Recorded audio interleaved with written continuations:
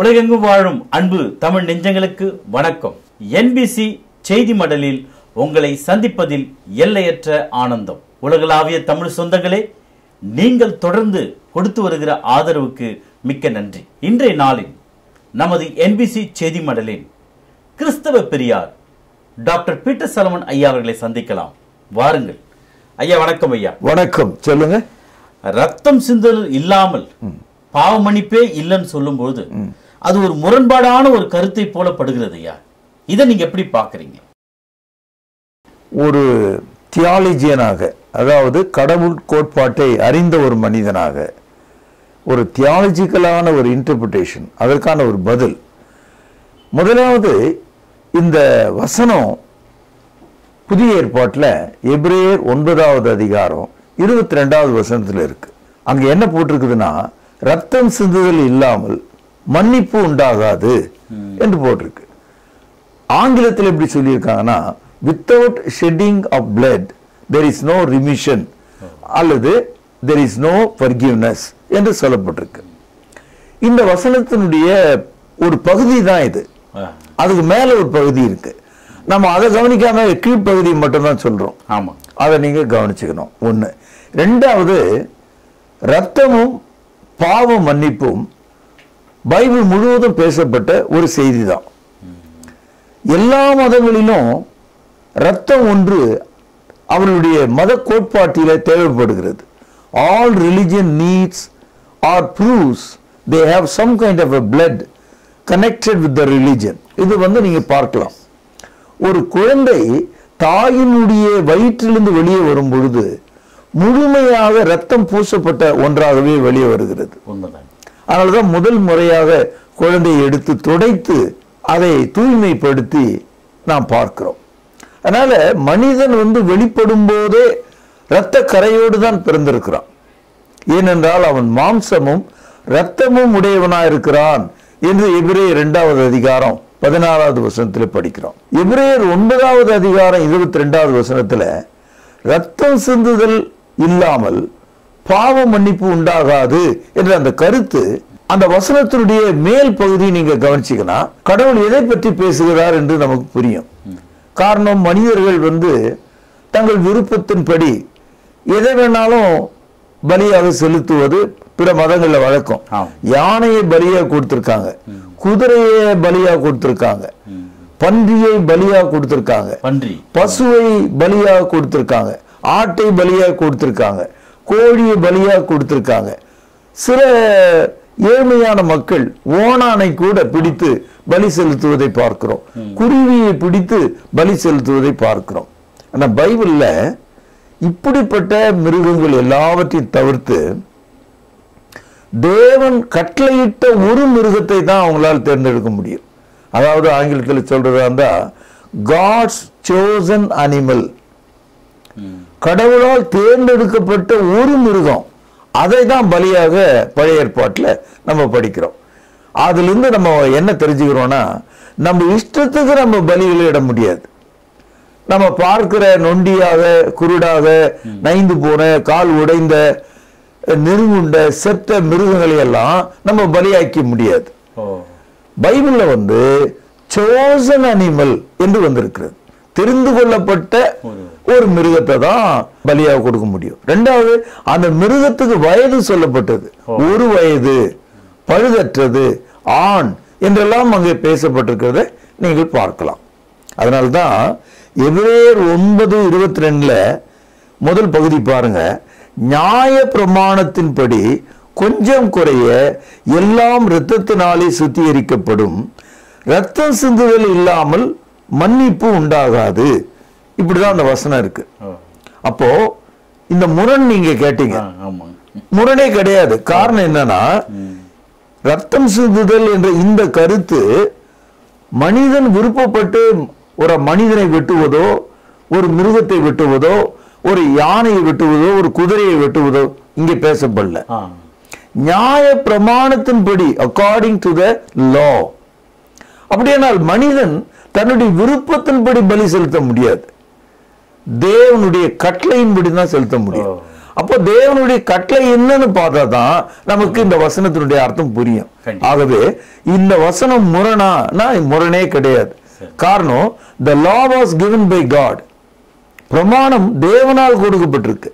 அப்போ தேவனுடைய பிரமாணத்தின்படி செலுத்தப்பட்ட பலிதான் பாவ மன்னிப்பை அல்லது நிவர்த்தியை நமக்கு உண்டாக்கக்கூடியதாக இருக்கிறது. விருப்பத்தின்படி நம்ம செய்திட முடியாது. பழைய ஏற்பாட்டில் லேவியர் ஆகமம்னு ஒரு புத்தகம் இருக்கு, புக் ஆஃப் லெவிட்டிகஸ். இந்த புத்தகத்துல 27 அதிகாரங்கள் இருக்கு, ஒரு முழு புத்தகம். இந்த புத்தகம் நியாயப்பிரமாணத்துல பலிகளை எப்படி செலுத்துவது. அப்போ பலிகள் என்பது மனிதன் தன்னுடைய கற்பனையில கண்டுபிடித்த ஒன்று அல்ல. அதாவது மனுஷனா தெரிஞ்சுக்கிட்ட ஒரு விஷயம் கிடையாது இது. அதனால தேவன் எழுதி கொடுத்த வார்த்தைகள் இவைகள். இதுல பாருங்க, இவ்வளவு பெரிய புத்தகத்துல இந்த ஓபனிங் வேர்ட் பாருங்க, லேவியராகமம் 1ஆம் அதிகாரம் 1 வசனம்.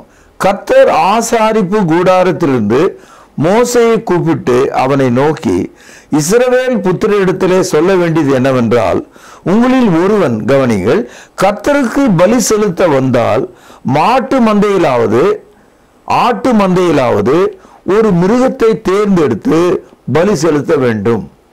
இந்த ஒரு வசனத்துல 3 காரியங்களை நான் பார்க்கிறேன். முதலாவது, பலியை யாருக்காக செலுத்துகிறோம். 2, எதை பலியாக செலுத்துகிறோம். 3, எங்கே அந்த பலியை செலுத்துகிறோம். இந்த 3 கேள்விகளுக்கும் மத்த மதத்துல இடம் கிடையாது. குறிப்பா நம்முடைய நாட்டில் இருக்கிற இந்து மதத்துல இதுக்கு இடமே கிடையாது. இந்த 3 கேள்விகளுக்கான பதில் இங்க இருக்கு.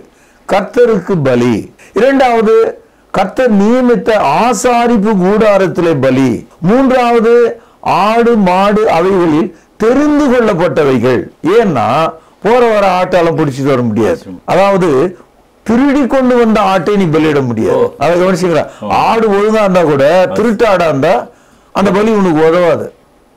ஆக பலி என்பது சட்டத்தின்படி. அதனால்தான் நியாயப்பிரமாணத்தின்படி கொஞ்சம் குறைய எல்லாம் இரத்தத்தினால் சுத்திகரிக்கப்பட வேண்டும். இரத்தம் சிந்தல் இல்லாமல் பாவ மன்னிப்பு உண்டாகாது. ஆனால் ஆரம்பம் முதல்ல பலிகளை செலுத்துகிற மக்கள் ஒரு நிறைவான பலி ஒன்றை எதிர்நோக்கினார்கள். From the beginning, they expected a perfect sacrifice which is coming in the future. அதை முன்னிட்டு தான் இவங்க இந்த பலிகள்லாம் செலுத்தியிருக்காங்க. உதாரணமா பார்த்தீங்கன்னா, எந்த ஒரு இரத்தத்திலும் மனிதனுடைய உயிர் இருக்கிறது. அதை நம்ம முதல்ல கவனிக்கணும். இப்போ ஒரு மனிதனை பார்க்கும்போது அவனுடைய உயிர் எங்கே இருக்கிறது அப்படின்னு நம்ம ஊர்ல கேட்டோம்னா, நம்ம ஊர்ல இருக்க ஆளு அவனுடைய பிறப்பு உறுப்புல இருக்குது அப்படின்னு சொல்றாங்க. சில பேர் சொல்றாங்க நெஞ்சில் இருக்கிறது அல்லது மூளையில் இருக்கிறது. எல்லா இடங்களிலும் ரத்தம் ஓடிக்கொண்டிருக்கிறது. பைபிள் பாருங்க, எவ்வளோ காலத்துக்கு முன்னால் எழுதப்பட்ட ஒரு புத்தகம். லேவியராகமம் 17ஆவது அதிகாரம் 11ஆவது வசனத்துல, the life is in the blood, ரத்தத்திலே மனுஷனுடைய உயிர் இருக்கிறது என்று எழுதியிருக்கிறது. அப்போ ரத்தம் என்பது மனிதனுடைய உயிரை குறிக்கிறது. அடுத்த ஒரு கேள்வி, கடவுள் இல்லை என்று சொல்லுகிற மக்கள், ஆனால் அவர்கள் உடலில் ஓடும் ரத்தத்தை அவர்கள் ஒப்புக்கொள்கிறார்கள் இல்லையா? இப்போ கடவுள் இல்லைன்னு சொன்னா கூட தன் ரத்தத்தை அவன் நம்புறான் இல்ல? பாருங்கள், அப்போஸ்தலர் நடபடிகள் 17ஆவது அதிகாரம் 26ஆவது வசனம். மனுஷ ஜாதியான சகல ஜனங்களையும் கவனியுங்கள், அவர் ஒரே இரத்தத்தினால் தோன்ற பண்ணி பூமியின் மீதெங்கும் குடியிருக்க செய்து முன் தீர்மானிக்கப்பட்ட காலங்களையும் அவர்கள் குடியிருப்பின் எல்லைகளையும் குறித்திருக்கிறார். இது ஒரு முக்கியமான ஒரு வசனம். ஒரு மனிதன் சொல்லலாம், நான் ஒன்றும் இஸ்ரவேல்ல இல்லை, நான் இருக்கிறது இந்தியாவில், நீ எங்க வேணா இரு, நீ தனி மனிதனாக ஒரு தனி தீவுல கூட இரு. எல்லா மனிதர்களையும் அவர்கள் எங்கே இருக்க வேண்டும் என்ற எல்லையையும் தேவன் முன்குறித்திருக்கிறார். ஒன்று. இரண்டாவது, எல்லா மனிதர்களுடைய உடலும் உடலால் வேறுபட்டிருந்தாலும் அதனுடைய தன்மை வேறுபட்டிருந்தாலும் ஒன்று மாறாமல் இருக்கிறது, அது ரத்தம். சில பேர் என்கிட்ட சொல்றாங்க, ரத்தத்துல 6 பிரிவுகள் இருக்கிறது. உண்மைதான், ரத்த வகை என்று அதை நாம் சொல்லுகிறோம். ஆனா அடிப்படையான ரத்தம் ஒன்றுதான். ரத்தத்தின் நிறம் சிவப்பு தான்.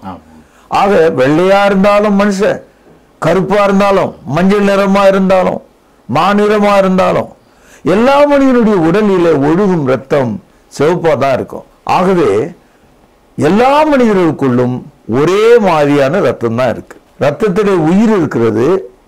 எல்லா மனுஷர்களுக்குள்ளும் அந்த உயிராகிய ரத்தம் இருக்கிறது. இந்த ரத்தம் மனிதனுடைய பாவத்தை குறித்து அவனுக்கு நினைவுபடுத்துகிறது.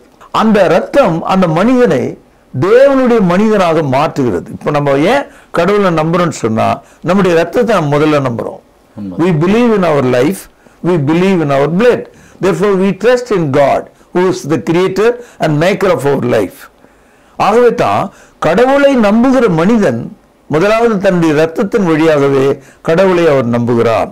புதிதாய் பிறந்த குழந்தை இரத்த கரைகளின் கழுவிதான் அதை சுத்திகரிக்கிறோம். அதுபோல தேவனுடைய மக்கள் பாவங்களிலிருந்து மன்னிக்கப்பட ரத்தம் சிந்துதல் அவசியம் என்று வேதாகமத்தில் நாம படிக்கிறோம். ஐயா, ரத்தத்துல உயிர் இருக்குன்னு நீங்க சொல்றீங்க, அந்த ரத்தம் பேசுமா ஐயா? அதாவது மனிதன் வாயினால் பேசுகிறான், மனிதன் கண்ணால் பேசுகிறான், மனிதன் தன் உடல் அசையினால பேசுகிறான். அதாவது ஒரு லாங்குவேஜ்ன்றது வாய் தான் அவசியன்றது இல்லை, நம்மால் பேச முடியும். இந்த இடத்துல ரத்தம் பேசியது என்பதனுடைய பொருள் ரத்தத்துக்கு ஒரு வாய் இருக்குதுன்னு அர்த்தம் இல்லை. ரத்தத்தை மனிதனுக்கு கொடுத்தவரை நோக்கி ரத்தம் தன்னை வெளிப்படுத்துகிறது. கடவுளுக்கு தன்னுடைய ரத்தம் என்ன ஆனது? ஏனென்றால் மனிதன் தேவனுடைய சாயலும் அவருடைய ரூபத்திலும் அவருடைய ஆவியிலும் உண்டாக்கப்பட்டிருக்கிறான். இப்போ கணவன் வேலை மேல ஏதோ அவருக்கு ஒரு கஷ்டம் வீட்டில் இருக்கிற மனைவிக்கு தெரியுது, ஒரு உணர்வு அது. அதுபோல மனைவிக்கு ஒரு மயக்கம் என்பதை அலுவலகத்தில் இருக்கிற கணவர் புரிஞ்சுகிறார், ஏதோ ஒன்று நடக்குது வீட்டிலன்னு. அது மாதிரி மனிதனுடைய மனம் இன்னொன்றை புரிந்து கொள்ளும். இந்த இடத்துல ரத்தம் பேசியது அப்படின்றது வாயால் பேசியதுன்னு பொருள் அல்ல.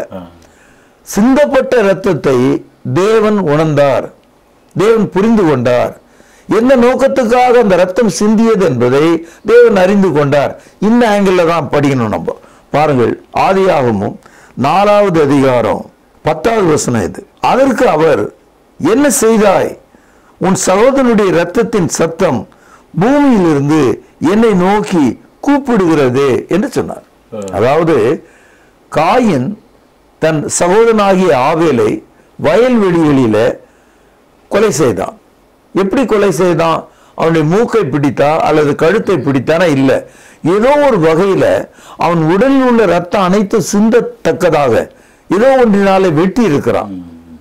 அதனால ரத்தம் முழுவதும் வடிந்தது, பூமியை நனைத்தது. இதுதான் பைபிள்ல நடந்த முதல் சம்பவம். ஃபர்ஸ்ட் மர்டர் இங்கதான் நடக்குது. இதனால்தான் நியாயப்பிரமாணத்தை தேவன் மனுஷன் கொடுக்கும்போது யாத்திரையாகும் 20வது அதிகாரம் 13வது வசனத்துல கொலை செய்யாதிருப்பாயாக என்ற கட்டளையை கொடுத்திருக்கார். அது மாத்திரமல்ல, கொலை செய்கிறவன் கொலை செய்யப்பட வேண்டும் என்று வேதாகம் சொல்லுகிறது. One who kills need to be killed. இதுவும் பைபிள் போதனை தான். ஆகவே இங்கே காயினுடைய ரத்தம் என்னை நோக்கி கூப்பிடுகிறதே என்ற இந்த கருத்து படிக்கிற உங்களுக்கும் எனக்கும் ஆவேலினுடைய ரத்தத்தின் நீதி என்ன? What is the righteousness of the blood? அந்த கருத்தை புரிந்து கொள்வதற்காக இந்த வசனத்தில் இப்படி எழுதியிருக்கு. நாம் கூப்பிடுகிறதுன்னு சொன்னா ஐயோ கடவுளே அப்படின்ற மாதிரி அர்த்தத்தில் இல்லை. அவனுடைய நீதி, அவன் சிந்திய ரத்தத்தினுடைய நீதி எப்பேற்பட்டது என்பதை விளங்கிக் கொள்வதற்காக. பாருங்கள், எபிரேயர் 12வது அதிகாரம் 24வது வசனம். புது உடன்படிக்கையின் மத்தியஸ்தராகிய இயேசு கிறிஸ்துவினிடத்திற்கும், கவனிங்கள், ஆவேலுடைய ரத்தம் பேசினதை பார்க்கிலும் நன்மையானவைகளை பேசுகிற ரத்தமாகிய தெளிக்கப்படும் ரத்தத்தினிடத்திற்கும் வந்து சேர்ந்தீர்கள். இந்த வசனத்துல பழைய ஏற்பாட்டுல ஆதியாகமம் 4:10 ரத்தம் பேசியது என்ற அதே சொற்றொடர், அதே வார்த்தை இங்கே எபிரேயர் 12:24 இருக்கு.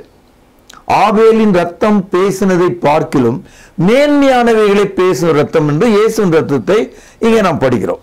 அப்ப இயேசு கிறிஸ்துவினுடைய ரத்தம் கூட சிலுவையில் அவர் மரிக்கும் போது அவர் சிந்திய ரத்தம் தேவனை நோக்கி கூப்பிட்டது. என் தேவனே, என் தேவனே, ஏன் என்னை கைவிட்டீர் என்று கேட்டார். அது மாத்திரமல்ல, பிதாவே, என் ஆவியை உமது கரத்தில் ஒப்பு விடுகிறேன் என்று சொல்லி அவர் மரித்தார் என்று படிக்கிறோம்.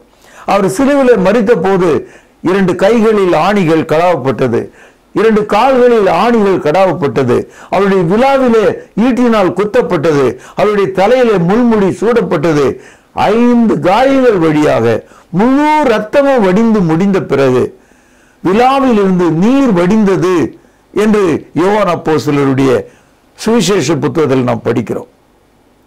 blood and water came out finally. எல்லா ரத்தமும் சிந்தியது. இதுல இருந்து நம்ம என்ன தெரிஞ்சுக்கிறோம்னா, ரத்தம் பேசுகிறது என்பதன் பொருள் அது நீதியை குறித்த விஷயம். நீதி ஒன்று இருக்கிறது. இப்போ ஒரு மனிதன் ரத்தம் சிந்தும் போது அவன் நீதியாக அதை சிந்தி இருந்தா அது தேவன் கணக்கில் எடுத்துக்கொள்றார். இதனுடைய தொடர்ச்சியாக எபிரேயர் 11ஆம் அதிகாரம் 4வது வசனம் பாருங்கள்.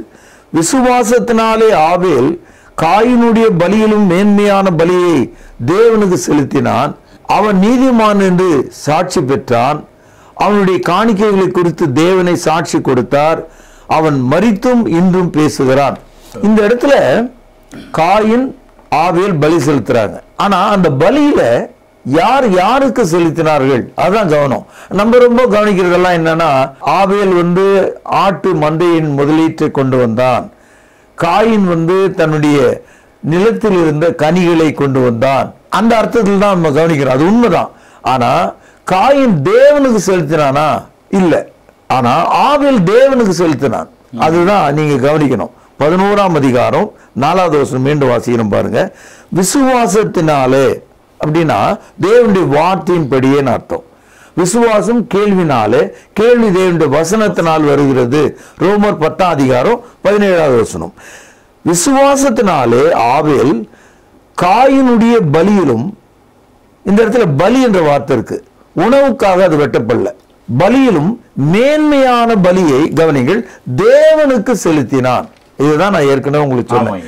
நீங்க நினைச்ச மாதிரி வீட்டுக்குள்ள திண்ணையின் மேல, அடுப்பின் மீது, அல்லது தெருக்களின் நடுவுல, அல்லது மலையின் மேல விருப்பப்பட்ட இடத்துல எல்லாம் பலி செலுத்த முடியாது. அப்படி செய்யறவங்க விக்கிரக வழிபாடு செய்யறவங்க. லேவியர் ஆகமத்தின்படி பலி செலுத்துறதா இருந்தா தேவனுடைய கூடாரத்தில் 1, பலிப்பீடத்தில் 2, தேர்ந்தெடுக்கப்பட்ட பலி 3, தெரிந்து கொள்ளப்பட்ட ஆசாரியர்கள் 4. இந்த ரூல்ல வந்தாதான் அது பலி. இப்படிப்பட்ட பலி செலுத்தப்படவில்லை என்றால் பாவ மன்னிப்பு உண்டாகாது. அப்படிப்பட்ட ஒரு காலகட்டத்தில் இருந்தும் கூட இஸ்ரவேல் ஜனங்கள் ரட்சிக்கப்படல. ஆகவே ஒரு மேன்மையான பலி அவர்களுக்கு தேவையாக இருந்தது. தாவீது பேரரசன் வாழ்ந்த காலத்திலேயே இந்த பலியெல்லாம் பார்த்துட்டு பயனில்லை அப்படின்ற ஒரு முடிவுக்கு அவர் வந்துட்டார். பாருங்கள், சங்கீதம் 51 16 17 வசனங்கள். பலியை நீர் விரும்புகிறதில்லை, விரும்பினால் செலுத்துவேன், தகன பலியும் உமக்கு பிரியமானது அல்ல. அப்போ ஆரம்ப காலத்திலேயே மனிதர்கள் புரிந்து கொண்டார்கள்.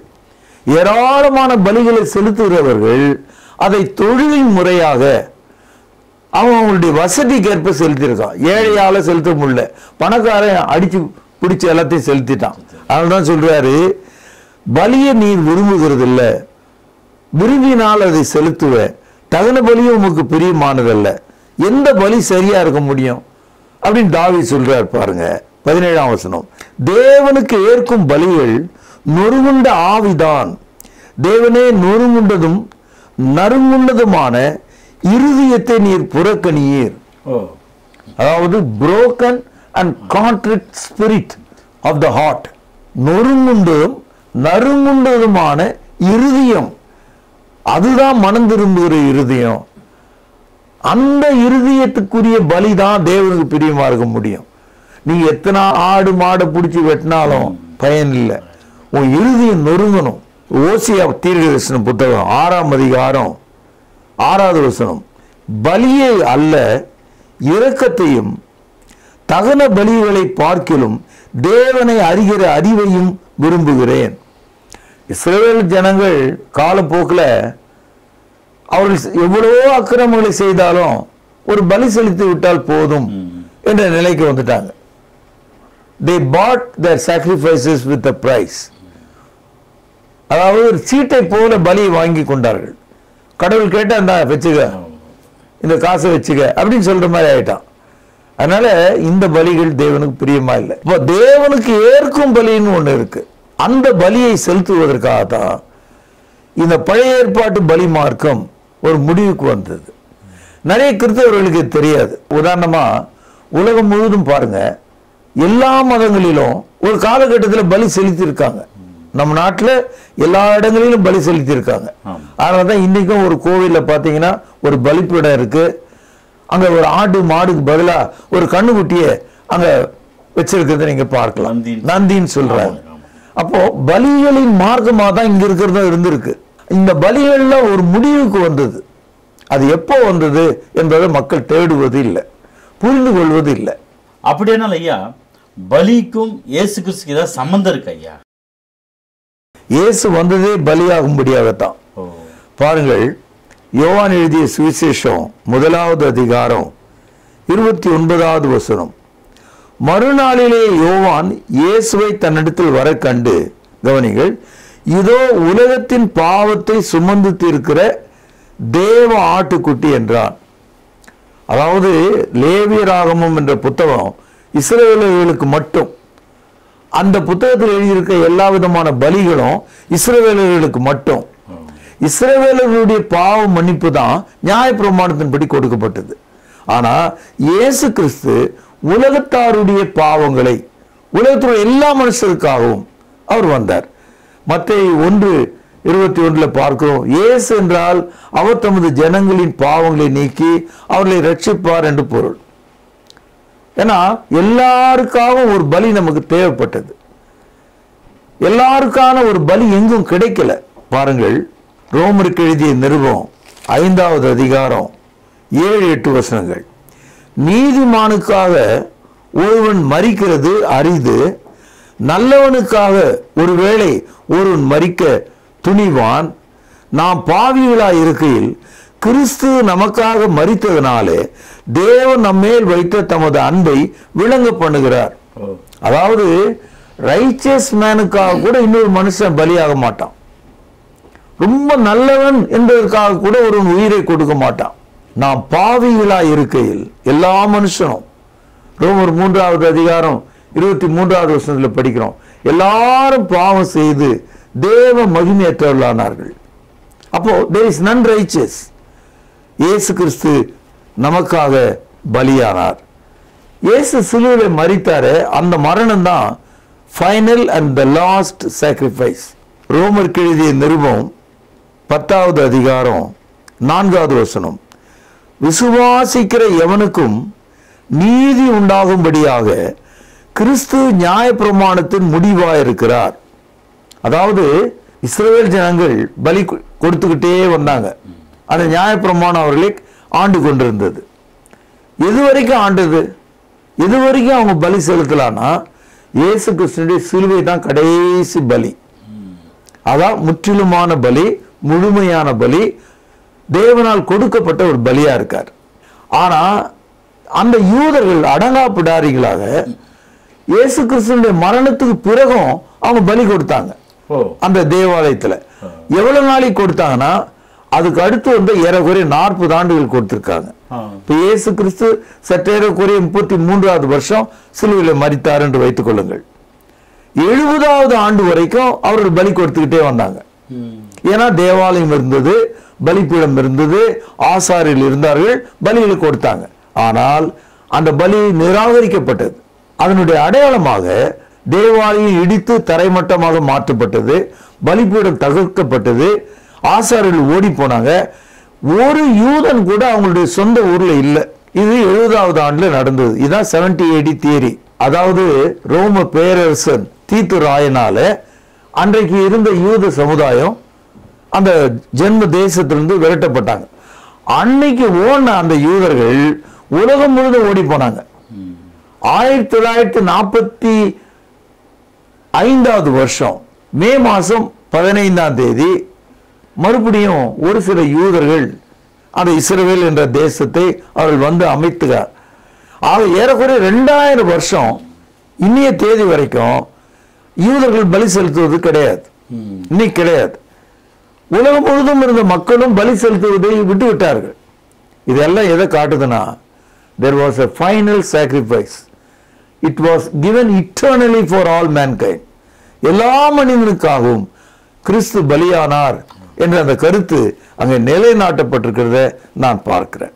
அதனால்தான் ரத்தம் சிந்துதல் இல்லாமல் பாவ மன்னிப்பு உண்டாகாது. ஆகவே மனிதர்கள் மாம்சத்தையும் ரத்தத்தையும் உடையவர்களாக இருக்கிறதுனால இயேசு கிறிஸ்துவும் அவர்களைப் போல மாம்சத்தையும் ரத்தத்தையும் உடையவராகி சிலுவையே அவருடைய பலிப்பீடமாகவும் அவர் சிந்திய ரத்தமே அவருடைய பலியாகவும் நாம் பார்க்கிறோம். இதுதான் கிறிஸ்தவத்தினுடைய அடிப்படையான பலி. இயேசு நமக்காக பலியானார். தேவனுக்கு நம்முடைய பாவங்களை நிவர்த்தி செய்யக்கூடிய பலியாக இருக்கிறார். பாருங்க, ஒரு முறை ஒரு ஆள் பலி கொடுத்தாருன்னா அந்த மனிதன் என்ன எதிர்பார்க்கிறாருன்னா, தேவனுடைய மனதில் தன்னுடைய பாவம் நிவர்த்தி செய்யப்பட்டு விட்டது. அந்த பலி கொடுத்ததுக்கு பிறகு ரிசல்ட் அது தன்னுடைய இருதயத்தில் அந்த பாவம் நிவர்த்தி செய்யப்பட்டு விட்டது, கழித்து விடப்பட்டது அல்லது மன்னிக்கப்பட்டு விட்டது, அதற்கு இனிமேல் இடமில்லை என்று பொருளாகிறது. 1 யோவான் 2வது அதிகாரம் 2வது வசனம், நம்முடைய பாவங்களை கவனிங்கள் நிவர்த்தி செய்கிற கிருபாதார பலி அவரே. இந்த இடத்துல நிவர்த்தி என்ற ஒரு வார்த்தை பார்க்குறீங்க. ஆங்கிலத்தில் ப்ரொபோசியேஷன் ஒரு வார்த்தை இருக்கு. நிவர்த்தி அப்படின்னா நீங்கி போதல், கோபம் மாறுதல். நம்ம வாழ்க்கையில கூட ஒரு நிவர்த்தி செய்யறோம் அப்படின்னு சொல்றாங்க. அதுதான் நம்முடைய பாவங்களை நிவர்த்தி செய்கிற கிருபாதார பலி, மிருக பலி அல்ல. தேவன் தமது சொந்த மகனை தந்ததனால கிருபாதார பலி அவரே. நம்முடைய பாவங்களை மாத்திரமல்ல, சர்வலோகத்தின் பாவங்களையும் நிவர்த்தி செய்கிற பலியா இருக்கிறார். சர்வலோகத்தின் உலகம் முழுவதும் உள்ள எல்லா மனிதருக்காகும். அதனால்தான் Christianity teaches Christ is the eternal sacrifice for all mankind. இதனால தான் நம்ம அதை நம்புறோம். அன்பு தமிழ் சொந்தங்களே, பாவ மன்னிப்பு இயேசு கிறிஸ்துடைய இரத்தத்திலே இருக்கிறது என்கின்ற ஒரு மாபெரும் கருத்தை வேத வசனத்தின் ஆதாரத்தோடு இன்று நீங்கள் கேட்டீர்கள். இந்த நிகழ்ச்சியை மற்றவர்களுக்கும் அறிமுகம் செய்யுங்கள். தொடர்ந்து பாருங்கள். மீண்டும் உங்களை சந்திக்கும் வரை உங்களிடமிருந்து விடைபெறுவது உங்கள் அன்பு அறிவிப்பாளன் சார்லஸ் எஸ் குணசேகரன். நன்றி, வணக்கம். சுத்தமா திரு புண்ணிய தீர்த்தத்தினால் குற்றம் நீங்கி விட குணமாறேற்ற ஆட்டுக்குட்டி என்ற ரத்தத்தினால் மாசில்லா சுத்தமா திரு புண்ணிய தீர்த்தத்தினால் குற்றம் நீங்கி விட குணமாறேற்ற ஆட்டுக்குட்டியின் ரத்தத்தினால். தொடர்பு கொள்ள வேண்டிய முகவரி: திருமறை நேரம், 58 சர்ச் தெரு, குமரன் நகர், சென்னை 6,82,000. தொலைபேசி எண் 044255008882. செல்போன் 938550